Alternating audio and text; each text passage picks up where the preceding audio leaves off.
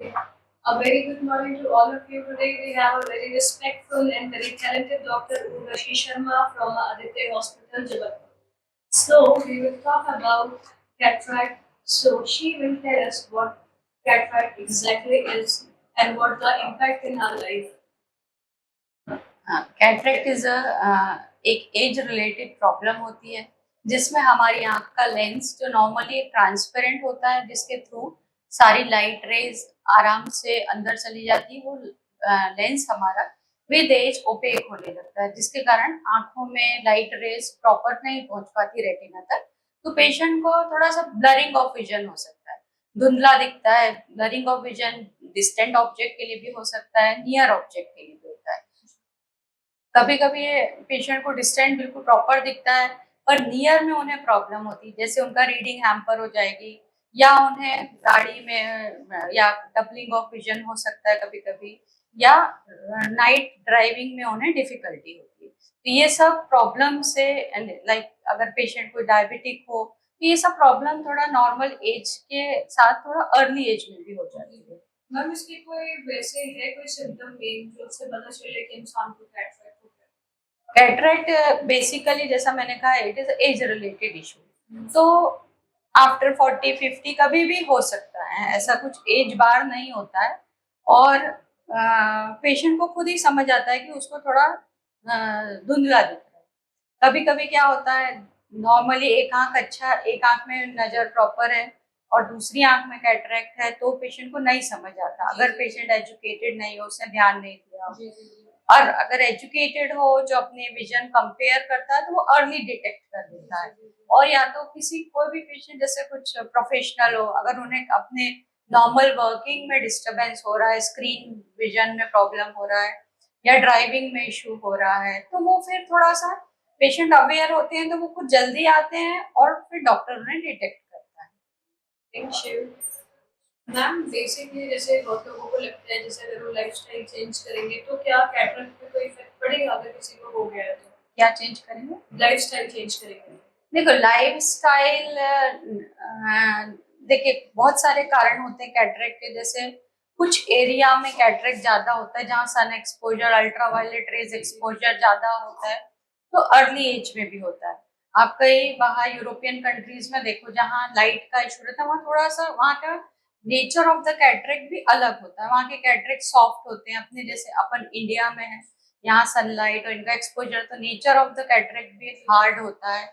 और lifestyle as far as जैसे कोई डिजीज है, सपोज बेसिकली डायबिटिक पेशेंट होते हैं, अगर अनकंट्रोल्ड शुगर रहेगी तो आपको जो चीज लेट होनी है वो कैटरेक्ट भी जल्दी हो जाएगा। कुछ चोट के कारण भी हो सकता है, कभी कभी कंजेनाइटल यानी बाय बर्थ कुछ पेशेंट को एब्नॉर्मेलिटी होता है, हेरिडिटी होता है, तो वो जल्दी भी हो जाता है। बट बस अपने आप को थोड़ा बहुत, जैसे आपको कुछ सपोज डायबिटिक है तो आप डायबिटिक कंट्रोल रखिए। सनलाइट में जाए तो try to wear the glasses which blocks ultraviolet rays, और आप एक हेल्दी डाइट ले। बाकी एज सच आप उससे बचना इज नॉट पॉसिबल।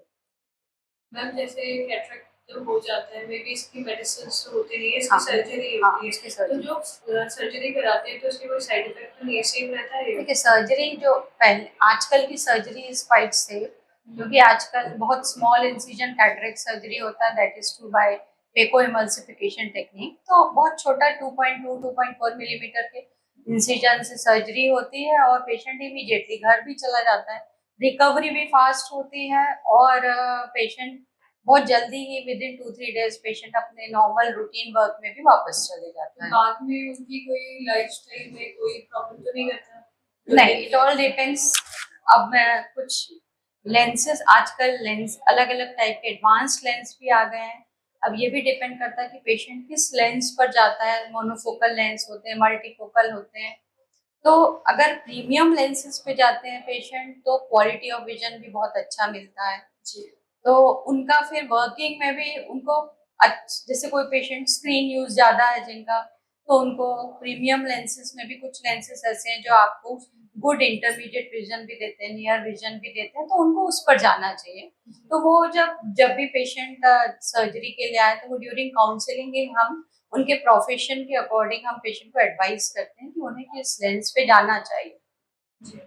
तो मैम मेरा मतलब एक सवाल है आपसे एक और कि जैसे ये लोग सर्जरी करा लेते हैं, आपने कहा उसको कोई साइड इफेक्ट होता रहेगा, बट कुछ लोगों को ये डाउट होता है कि आफ्टर सर्जरी भी उनका दोबारा हो जाएगा या दोबारा हो जाएगा, फिर वो और टेंस होकर के वो दोबारा नहीं कराते because they are thinking like कि अगर हम करा लेंगे फिर दोबारा तो हो ही जाना है, तो क्या उसका नहीं ले ये- देखिए, मोतियाबिंद कैटरेक्ट कभी दोबारा नहीं होता। एक बार आपका ऑपरेशन हो गया, लेंस डल गया तो कैटरेक्ट नहीं होगा, क्योंकि ऑलरेडी आपका एक्चुअल लेंस तो बाहर निकल ही गया है।